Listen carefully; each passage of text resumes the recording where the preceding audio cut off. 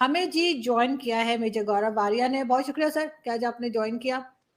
Thank you आरजू जी, बुलाने के लिए बहुत बहुत धन्यवाद।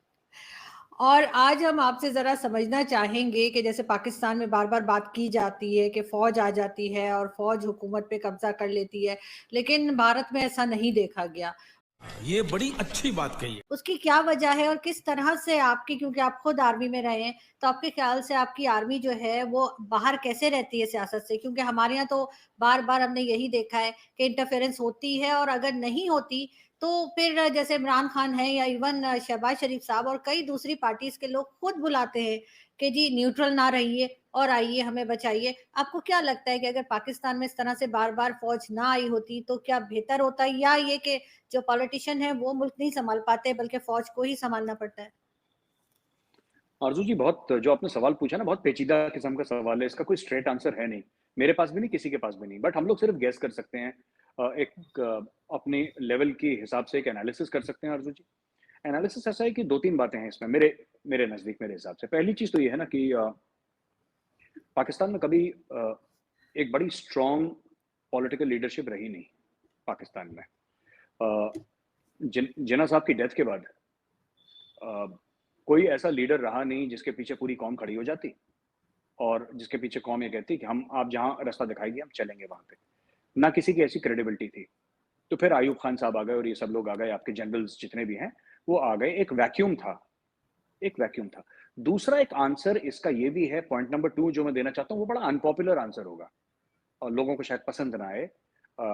लेकिन ये पाकिस्तान की परेशानी नहीं है सिर्फ़, ये पूरे मुस्लिम वर्ल्ड में देखा गया है। अ, आप जितनी भी मुस्लिम कंट्रीज़ देखिए, कोई एक आधा कोई एक्सेप्शन होंगी। इवन बांग्लादेश जिसकी इतनी बातें होती हैं पाकिस्तान में, वहाँ पे उन्होंने, जो उनके बाबा-ए-कौम थे, फादर ऑफ द नेशन थे उनके, जो शेख मुजीबुर रहमान, उनको उनकी फ़ौज ने खुद मार दिया ना वहाँ पे बांग्लादेश में। टर्की में देख लीजिए, टर्की में क्या हो गया। या जो मैं मॉडर्न मुस्लिम स्टेट्स की बात कर रहा हूँ, जो अमीरात हैं, जिसमें शेख हैं, मैं उनकी बात ही नहीं कर रहा। उनको छोड़ दीजिए आप। आप और भी लोगों को देखिए, उनकी हिस्ट्री क्या रही है। तो 1-2 हैं, नो डाउट, 1-2 हैं जहाँ पे लगभग ठीक-ठाक रहा है, लेकिन 57 जो मुस्लिम कंट्रीज़ हैं, ओआईसी के मेंबर्स हैं, लगभग सभी में एक ही जैसी कहानी है। कहीं न कहीं मुझे लगता है कि इस्लामिक वर्ल्ड में मुसलमानों के दिमाग में ये है कि एक कोई स्ट्रॉन्ग मैन आएगा, एक मसीहा आएगा जो सब ठीक कर देगा। एक मसीहा का कॉन्सेप्ट है। जैसे कि जो इमरान खान को भी आप देख लीजिए, इमरान खान को जो लोग चाहते हैं, वो इस लेवल तक चाहते हैं कि पूजते हैं इमरान को वो। पाकिस्तान तहरीक इंसाफ, उनको उनको लॉजिक से कोई लेना-देना नहीं है आरज़ू जी ना। उनको आप पीटीआई वालों को समझाइए कि भाई ये 2 + 2 = 4 नहीं। इमरान खान आएगा तो 2 + 2 = 22 हो जाएगा। कैसे होगा? किसी को नहीं पता, लेकिन इमरान खान को पता है, and that is more than sufficient. तो इससे क्या होता है, लोगों को बेवकूफ़ भी बनाते हैं, लोग फ़ायदा भी उठाते हैं। तीसरी बात जो पाकिस्तान में है, ये बात मैं पहले भी आपके शो में एक बार पहले ज़िक्र कर चुका हूँ, पता नहीं आपको याद है कि नहीं याद है आरज़ू जी, कि पाकिस्तान में जो सिविलियन है और जो मिलिट्री डिक्टेटर है, उसमें कोई फ़र्क नहीं है। सिविलियन की भी वही टेंडेंसी है जो मिलिट्री डिक्टेटर की है। ठीक है? जैसे कि 1970 में जो इलेक्शंस हुए थे पाकिस्तान में, उसमें ज़ुल्फ़िकार अली भुट्टो हार गए थे, उसमें शेख मुजीबुर रहमान जीत गए थे। उन्होंने, भुट्टो साहब ने मुजीबुर रहमान साहब को बोला कि हम इसको प्राइम मिनिस्टर नहीं बनने देंगे। ये कैसे हैं बंगाली, ये काले-काले, छोटे-छोटे, ये बनेंगे हमारे मुल्क के प्राइम मिनिस्टर? निकालो, दफ़ा करो। तो वहाँ पे पहले ही से बंगाली नाखुश थे। उन्होंने और हथियार पकड़ लिए। फिर इंडिया गया, वहाँ पे इंडिया ने मदद करी। जो भी पीछे हुआ मामला, it is, we don't have to repeat it, वो हिस्ट्री है, तारीख है, इतिहास है। लेकिन fact of the matter is कि इवन नवाज़ शरीफ को जब बुरा लगा सुप्रीम कोर्ट से, तो उसने अपने लोग भेज दिए। सुप्रीम कोर्ट में तहलका मचाया, जजों की पिटाई-शिटाई करी, कपड़े फाड़े जजेस के, वकीलों को पीटा, उसके कारकुन घुस गए वहाँ पे। इमरान खान ने भी यही करा। जब कोर्ट ने बोला कि भाई तुम हट जाओ और यू हैव लॉस्ट मेजॉरिटी, या कम से कम एक वोट काउंटिंग, तो उसने मना कर दिया। उसने, यू अंडरस्टैंड, ये कर दूंगा, आग लगा दूंगा।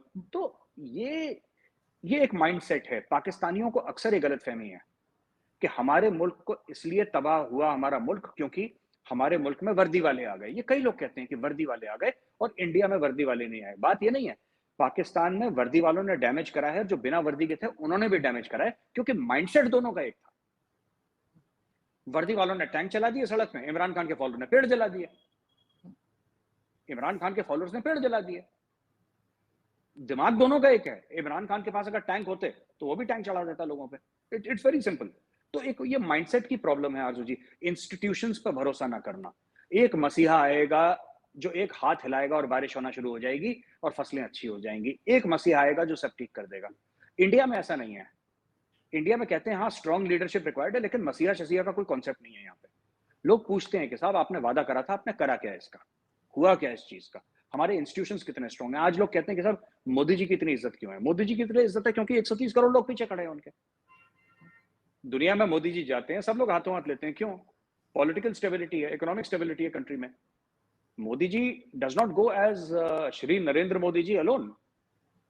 वो जब जाते हैं तो एक अनसेड डिक्लेरेशन है आरजू जी, एक अनकही बात है कि मैं सिर्फ अकेला नहीं खड़ा, मेरे पीछे 130 करोड़ लोग खड़े हैं। और 130 करोड़ लोगों से कौन नहीं डरेगा? 130 करोड़ कम नहीं होते, 1.3 billion people, it's a massive thing. तो ये है, ये फर्क है कुछ मेरे नजदीक जो मुझे समझ में आते हैं आरजू जी। लेकिन एक चीज और यहाँ पे देखी गई है कि जब भी कोई डिक्टेटरशिप आती है या फौज आती है और वो गवर्नमेंट का चलाती है, मुल्क को संभालती है, तो जो क्राइम है वो भी कम हो जाते हैं, उसके साथ साथ इकोनॉमी भी बेहतर हो जाती है, डॉलर का रेट भी रुक जाता है किसी एक खास जगह पे। लास्ट अगर हम याद करें परवेज मुशर्रफ की, तो काफी टाइम जो है वो डॉलर रेट जो है वो और ज्यादा नहीं बढ़ाता। लेकिन जब भी फौज नहीं होती और दूसरी गवर्नमेंट होती है, तो ये क्यों संभाल नहीं पाती हैं? आपको लगता है कि क्या घबरा जाते हैं, क्या हो जाता है लोगों को?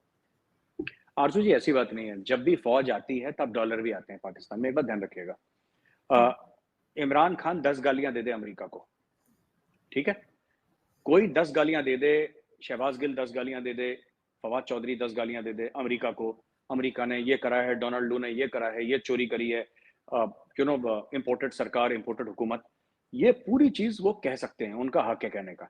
लेकिन fact of the matter is that जब फौज आती है, जब परवेज मुशर्रफ आते हैं तो पैसा आता है, जियाउल हक आते हैं तो पैसा आता है, आयूब खान आते हैं तो पैसा आता है। ये सच है, ये मतलब हम लोग इसको डिनाई नहीं कर सकते। एक तो इनफ्लो ऑफ डॉलर्स अचानक बढ़ जाते हैं, क्यों? इसलिए क्योंकि the Pakistan military is very close to America. ये सब पढ़े लिखे वहीं पे हैं, ये स्टाफ कॉलेज के लिए और अपने सीनियर कमांड के लिए और हायर कमांड के लिए और एनडीसी के लिए, ये सब तो अमेरिका भागते रहते हैं अपने कोर्सेज करने के लिए। ये सब आपके, इनफैक्ट आपके जो चीफ ऑफ आर्मी स्टाफ है जनरल बाजवा, ये भी पढ़े हुए हैं अमेरिका के। अब एक और बात है इसमें, पाकिस्तानी आर्मी एक्चुअली रियलाइजेस की गेम क्या है ये। मैं अब, ये बड़ा फनी केस है ये, कि जहां पे पॉलिटिशियंस को नहीं समझ में आ रहा, फौज को समझ में आ रहा। फौज को पता है गेम क्या है ये, उनको गेम समझ में आ गया, ठीक है ना। लेकिन फिर भी मैं आपको बताता हूं, जैसे कि आपने बोला परवेज मुशर्रफ आए तो डॉलर एक जगह रुक गया, महंगाई एक जगह रुक गई, आपने देखा करप्शन रुक गया, लोग, ये दिस इज लाइक स्टेरॉइड्स। जैसे हम कहते हैं ना कोई बीमार हो जाता है तो स्टेरॉइड लगाते हैं, पर स्टेरॉइड लॉन्ग टर्म क्योर नहीं है। स्टेरॉइड जो है वो लॉन्ग टर्म क्योर नहीं है। फौज है, मैं खुद फौज का हूं और मैं आपको एक बात बता दूं, फौज एक काम के लिए बेहतरीन है। कोई भी दुनिया की फौज हो, मैं इंडियन आर्मी की बात नहीं कर रहा, कोई भी फौज हो दुनिया की, Chinese army, American army, British army, French army, Italian army, Spanish army, कोई भी वर्ल्ड की आर्मी है, रशियन आर्मी, वो एक काम के लिए ठीक है, वो मुल्क की हिफाजत करने के लिए और लड़ने के लिए दुश्मन से। आप उसको बोलेंगे बिजली के बिल इकट्ठा करो, इलेक्शन कराओ, राज करो मुल्क पे, उसने बेड़ा गर्क ही करना है, बिकॉज उसका माइंडसेट लड़ने का है ना, उसका माइंडसेट लड़ने का है। अच्छा, आखिरी बात, जब डिक्टेटर होता है